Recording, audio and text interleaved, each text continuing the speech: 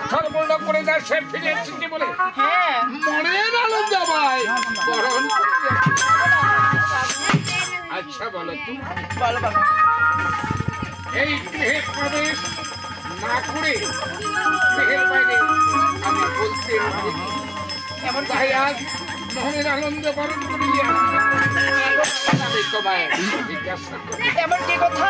আচ্ছা কেমন আছো তোরা মা? আমরা ভালো আছি বাবা, আপনি কেমন আছেন বাবা? দেখি তোমার ছেলে না আরে কথা বলি এমন কি কথা বাবা? তোমার শাশুড়ি মাকে দেখেছো না? ওগো বাবা, ওকে শুনে দেখো আমি যাচ্ছি। বাবা গো, তাই দেখো রে বাবা, আমাদের শাশুড়াকে সারাদিন আলু গেড়েছি, তাই তো ওই মহলে বসে রয়েছি।